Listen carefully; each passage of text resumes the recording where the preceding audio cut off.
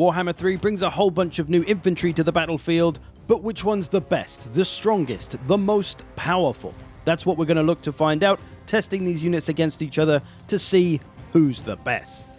Let's meet the contestants. In for Cathay, it's the Celestial Dragon Guard. For local Angry Man Khorne, Exalted Bloodletters. For the Motherland folk Kislev, TZAR Guard with great weapons. For Grandpappy Nurgi, Exalted Plaguebearers. For Sexman John, Exalted Daemonettes. And the Big Bird clan bring Exalted Pink Horrors. So those are the units we're going to be pitting against each other, and yes, you may notice a few things. Number one, no ogres. Why? Because Ogre Kingdom's infantry is classed as monstrous infantry, and they're not really fair in this kind of competition. And I can tell you with 100% accuracy that Noblars stand no chance in this competition, so there's no point putting them in. Some of these units as well are simply not built for this kind of competition, but I thought I'd put them in just to show the best of every faction and how they would stack up anyway. This video is ultimately intended just for entertainment and to help you learn the matchups of units, so spare me any whining that these tests aren't perfectly fair. Now, if you've seen one of these videos before, you know how it's going to go down, but I have an issue here that there aren't really any good maps for testing. This is pretty much the flattest map I could find, and it's pretty small. It's a quest battle map, so it's kind of weird. It's not like a normal open map. So yeah, I don't have a lot to work with. I went through literally every land battle map and even some choke point battle maps to try and find a good, nice, wide, flat one, but there aren't any. This is the best I got, so we're going to have to knock it down to 3v3, and we're going to mark all the matchups up on this graph, and we can see how things progress. We're going to break it up into the bottom 3 and the top 3. Let's find out who's the best.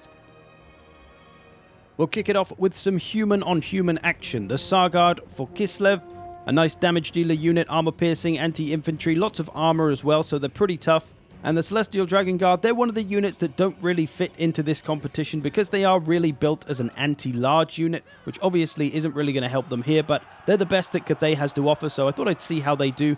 They're priced about the same as all these other units. I think they're the same as TZAR Guard, actually, so we'll see how they do against these other units. Maybe they can take somebody out. They do have a charge defense against all, so they'll take away the charge bonus of the TZAR Guard at least. So they might be able to just survive and outlast the TZAR Guard. They do have armor-piercing damage themselves, though, the Dragon Guard, so they can give some damage back. They do have reasonable melee attack, too, at 34, which isn't terrible. A lot of dedicated anti-large units tend to have lower melee attack, so that they're only really good at fighting large stuff to really discourage you from using them against infantry, but 34 is pretty reasonable. Sturdy poke there from that Celestial Dragon man. Unfortunately for Cathay, though, they don't quite have the staying power to outlast the TZAR Guard, and they do get worn down by the damage, eventually routing and running. So TZAR Guard proving that they're the best human infantry at least.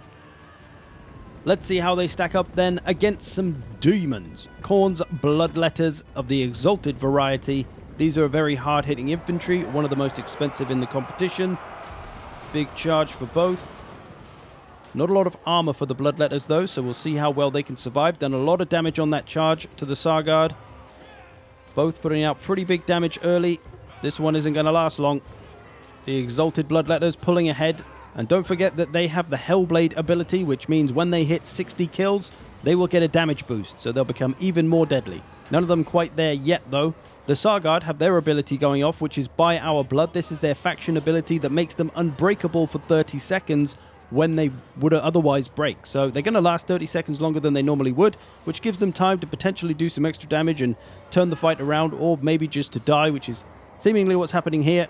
As these Bloodletters start to hit that 60 kills and get that Hellblade ability, they are going to be even more dangerous, and thus those TZAR Guard are going to get cut down.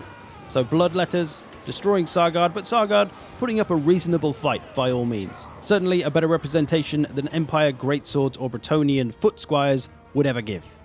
Good effort for a human. Bloodletters, though, coming out strong. Let's see, though, maybe if the other humans, Cathay, can beat absolutely anybody. Another unit that's not particularly well designed for this competition, the Exalted Pink Horrors. They do have their ranged attack, which we are going to allow them to use as much as possible, as it is part of their thing, but this does mean that Cathay has to move up on them, so they can't just sit back and use their charge defense against all. They have to rush up. They do have a shield, though, so they will be blocking some of these missiles. They haven't taken too much damage from it, maybe a fifth of their health. Gonna reach the Exalted Pink Horrors, though, and get into them. We'll see if Cathay can grind them down. As Cathay has the armor piercing and Pink Horrors don't have armor piercing and only an average amount of weapon strength, maybe Cathay can outlast them here. Pink Horrors, of course, rely on that ranged attack to really help them survive this kind of fight. So they can take on these top tier units, but they do need to use their ranged attack a bit first, just to soften them up. And you can see that the Pink Horrors, even the ones that aren't on the front line, some of them are still throwing missiles. So they've got that damage of the frontline Pink Horrors doing the melee fighting, and then some of the ones in the back are still chucking missiles every now and again, so they kind of keep their damage up with everybody in the unit rather than just the front line. And unfortunately, again for Cathay, they cannot get through these Pink Horrors. They took long enough to get through just the barrier and the shield of the Pink Horrors, and they just don't have enough melee attack or weapon strength to even get the Pink Horrors down to half health. So unfortunately for Cathay, another loss on the board. And if you want to see a fight that can rival Treekin versus Ironbreakers for the most boring fight to watch in the history of Total War Warhammer, then Plaguebearers versus Celestial Dragon Guard is the one to watch. Both are very low damage output units. They do their damage very slowly, which means neither of them really die that quickly, and well, this fight takes over 5 minutes. But Cathay showing that they are the worst of the worst in this kind of competition, but it's kind of understandable. As I say, they are an anti-large unit. This is not where they're supposed to shine. And they do lose to every single top tier infantry in every other faction in this competition. Let's go back to the old Pink Horrors then and see how they stack up against the Plaguebearers, who also have a missile attack, although a short range one. We're not going to have them use it in this particular fight though, because it would probably do them more harm than good, as they would be stood there taking missiles from the Pink Horrors while they did so. So it didn't really seem worth it. Just going to charge them up as quickly as possible, but with 23 speed, it does give the Pink Horrors a lot of time to wear them down with those missiles, as we are going to see. And they don't have a lot of armor either. 35, not terrible, but not going to protect you a great deal. But it's only done a little bit of damage off the health bar of the Plaguebearers, but that can be deceptive because the Plaguebearers' health bar is huge at 14,000, which is pretty much double what the Pink Horrors have. But they're going to lose a lot of health by the time they get there. As we can see, Plaguebearers down to about half health. So will they have enough left in the tank to take out these Pink Horrors? Getting rid of their barrier pretty quickly. So starting to churn through their health shortly. And we'll see if the Plaguebearers can outlast the Pink Horrors, which is what they do best. Nurgle units aren't really supposed to smash through things quickly like the Khorne units. They just survive well, outlast people, and basically just die slower than the other guys. That's kind of their thing. These Exalted Plaguebearers, though, have pretty good weapon strength and reasonable melee attack. They have poison as well, which will reduce the damage output of the enemy, which is already pretty low in melee for the Pink Horrors anyway, so that's going to take away some of their damage potential. As we see, though, it's getting pretty close. The Plaguebearers are getting worn down quite a bit. Still just under half health for some of these Pink Horrors here. But the trick of the health bars in this one is because the Plaguebearers do have so much health, even though it doesn't look like there's a lot left in their bar, it's still probably nearly as much as what the Pink Horrors have, even if their bar is double the size, because there's so much health in that bar that they've probably still got a couple of thousand left, even though it looks like they're nearly dead. This one, though, getting pretty close. There's still a lot of models on both sides. We'll see if the Pink Horrors can put away enough damage. As I say, the health bar is much bigger for the Pink Horrors, but don't let that fool you. There's still a lot of Plaguebearers left. We'll fast forward because it can take a while with the Plaguebearers. It's getting close, though. Who's going to crumble? This is, of course, the advantage of demons as well. All of these demons have the advantage that they won't rout and run away, which obviously the humans will. So the unbreakable or unroutable advantage of demons is very handy. But when they're facing each other, obviously it doesn't really come into play because they're both not going to rout. Now, these Plaguebearers, they're a-wavering. They're a-going. We've got some banishing going on in the distance, and the Plaguebearers are going to fall. Pink Horrors able to beat Exalted Plaguebearers. Who would have thunk? This is a prime example of how Pink Horrors work. They need to use their missile to soften the enemy up as much as possible, and then they can maybe beat them down in melee. Can they defeat everyone else in this competition in a similar fashion? Let's ask the TZAR Guard how they feel about this and whether they think they can top the Pink Horrors. Even though they're not as expensive as Plaguebearers, who the Pink Horrors beat. Of course, going to have that missile attack off first. Going to get a couple of volleys. TZAR Guard much faster than Plaguebearers though, so they're not going to take as many volleys. And they've got the armor on as well. A nice 90 armor helps keep those TZAR Guard well protected. The missiles of the Pink Horrors not doing a ton of damage. Maybe going to lose about a quarter of their health by the time they reach the Pink Horrors. Another volley comes off. Let's speed them along a little. Gonna get a counter charge with the pink horrors. We'll see who can do it. Can the TZAR Guard chop their way through the pink horrors? They've taken off their barrier very quickly. TZAR Guard, much better damage output, of course, than the Plague Bearers. So putting out damage is more their forte. They have that armor piercing as well, which the Plague Bearers didn't. TZAR Guard around half health. The pink horrors starting to lose their lead in health. TZAR Guard closing the gap, putting these pink horrors away. And you might notice now that all the pink horrors are kind of into melee, rather than lots of them sitting back using their missile attack. And this is something I noticed because in the Plague Bearer fight, we didn't charge them so that they could maximize their missiles. As the Plague Bearers are slow, it seemed they would do more damage from their missiles than they would from any charge bonus because they only have a small charge bonus. But against the TZAR Guard, they didn't have as much time, so we charged them in instead. And what seemed to happen is that when you charge pink horrors, they all commit to melee straight away. Whereas if you don't charge them, only the front bunch commit to melee and the rest still throw missiles from the back. But eventually those ones throwing missiles from the back will come forward and join the melee like they are here. So there isn't really that much difference. I did test it to be sure, but pretty much the same whether you charge them or not. But you can see here the TZAR Guard putting away the pink horrors. So strike one up for the humans. We're able to beat some demons. And even with the pink horrors getting a few volleys of missiles off, it's not enough to help put away the TZAR Guard, who win not comfortably, but well enough. So pink horrors showing that they are not unbeatable. Their missile isn't that strong. Likely the armor of the TZAR Guard has helped them enough to keep them in the fight. What about some scantily clad lady things then? Exalted Daemonettes. They are incredibly fast with 54 speed, so they close the gap quick on everything. We'll try them out against Plague Bearers, who are very good at surviving. We're going to allow them to use their missile attack first, let them do a little bit of damage. That's going to slow the Daemonettes down. It does kind of stagger them for a second. We are then going to counter-charge so that they can get a little bit of a charge bonus. And Daemonettes, much like the Bloodletters, very much a damage dealer design troop, so this is their kind of competition. But can they outlast the old Plague Bearers? They don't have a lot of armor on, so that might play to a big advantage for the Plague Bearers because they don't have armor-piercing damage, but that isn't going to matter here because they don't need the armor-piercing because there's barely any armor on these lady demons. And the poison of the Plague Bearer is going to help them reduce the damage output of the Daemonettes a little bit. And both units have magical attacks. All demons have magical attacks, so they're cancelling out each other's physical resistance in these demon fights. And the Daemonettes also not getting to take advantage of one of their powerful abilities in Devastating Flanker, where they double their charge bonus from the back. That would certainly help them do a little more damage early on to the Plague Bearers. But whether that is going to be needed here, we shall see. They are getting through the Plague Bearers, but Plague Bearers also getting through them. Doing their outlasting everything, die slower than everybody else thing. It's pretty even in the health bars. The Plague Bearers, though, of course, have the bigger health bar, so even though theirs might look smaller, the numbers might not actually be what's kind of showing from the health bar.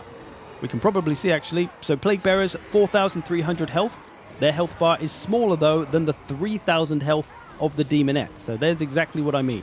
More health from a smaller health bar. So it can be deceptive when you're seeing Plague Bearers fight, because they do have more health than you might think. 14,000 is an incredibly big amount. Most infantries have like 7,000 or 8,000 for the most part. Can they do it? Well, fast forward, it's taken a while. Oh, we got some Plague Bearer wavering in the middle. Daemonettes holding on strong. Looks like the Plague Bearers are running out of numbers. There's a lot of Daemonettes surrounding them. Who's going to get banished? Who's going back to the Chaos Realm with a good effort badge? These Daemonettes are hanging in there. They don't have too much left either, and they've got a very little amount of health. Oh, there's some banishing in the distance for the Plague Bearers. Still the wavering ones in the middle, they're being banished. Daemonettes, what do you know? Able to take 2 of these fights at least. They are going to take the 3rd one as well. So Daemonettes toppling the Plague Bearers, and that gives us our bottom 3, I think. So after all of that and a few fights that we didn't see, we learn the Celestial Dragon Guard are the worst of the worst in terms of infantry on infantry power, but that is to be expected. As I say, they are an anti-large unit. But the next 2 we have in this bottom 3 is the TZAR Guard and the Exalted Plague Bearers, who only both could manage the 2 wins, losing to different opponents.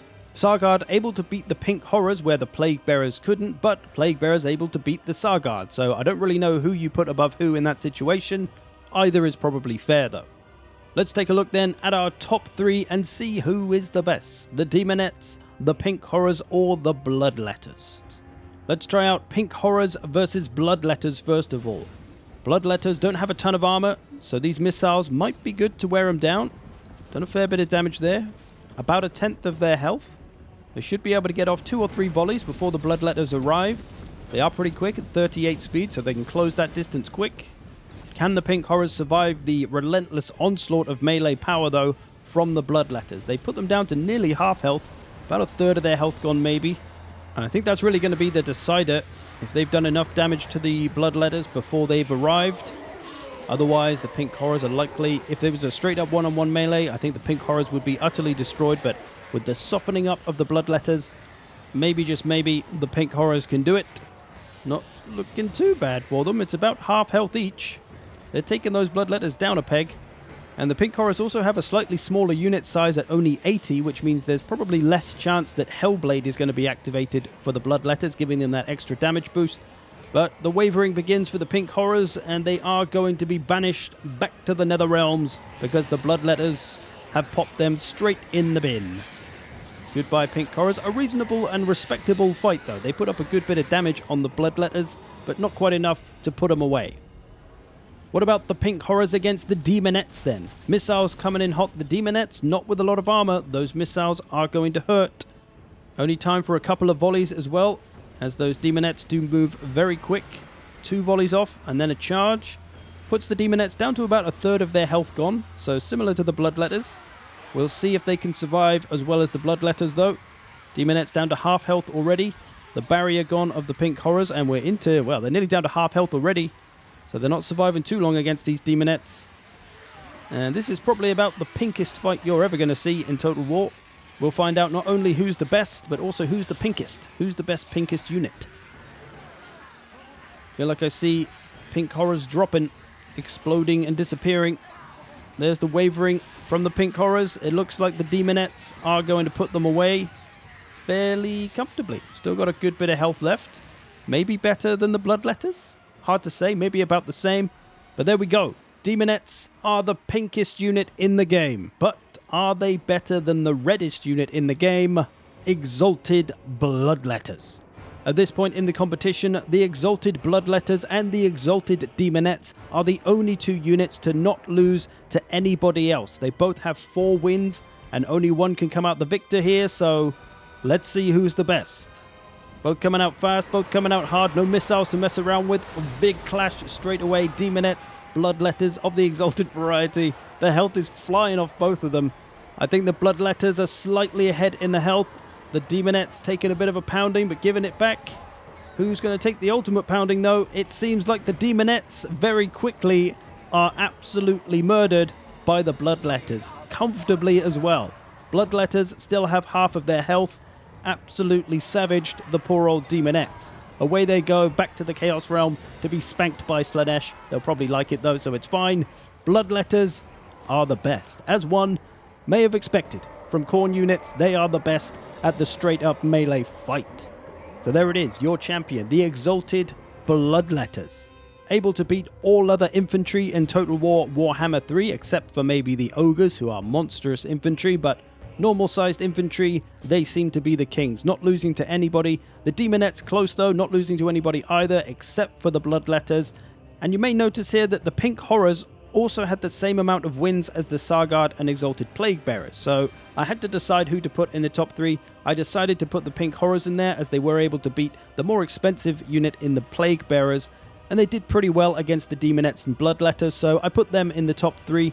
But hey, you could put Plaguebearers or TZAR Guard up there if you wanted to as well, and that would be fair enough. Either way, we find out the Bloodletters are the best, and Celestial Dragon Guard really aren't good against infantry. They can probably hold off low to mid-tier units plenty well enough, but against this high-tier stuff, it's really not their fight, and they will need some help if you want them to win. If we rank them up, we can see how well price dictated performance, and you can see there's a few things to note here. The Exalted Bloodletters are on top, but are cheaper than the Daemonettes, who they utterly destroyed. So maybe Exalted Bloodletters are a little bit too cheap at the moment. Maybe they need to be $1,250 or even $1,300, because they do stomp all of these other expensive units. Pink Horrors, we're going to put them above the 1250 Plaguebearers, but like I say, they had the same amount of wins. I think the Pink Horrors beating the Plaguebearers is simply the case of the Pink Horrors having the big advantage to take advantage of the big weakness of the Plaguebearers, which is using their ranged attack against their slow-ass movement speed, and their lack of armor meant they took a lot of damage from the missiles. Otherwise, I think things are in a fair order. Celestial Dragon Guard, of course, as I've said 18 times, they're not really built for this competition. If we put them in an anti-large competition of them killing cavalry or monsters, I'm sure they would be one of the best. But there you have it. Who's the best infantry? It's the Exalted Bloodletters. It's going to be interesting when the Warhammer 2 factions come to Warhammer 3 to see how those Exalted Bloodletters, the best boys, stack up against the best that Warhammer 2 has to offer. The Black Orcs, the Homemasters, the Executioners. We shall see. I hope you've enjoyed this. Thanks for watching. I will see you in the future.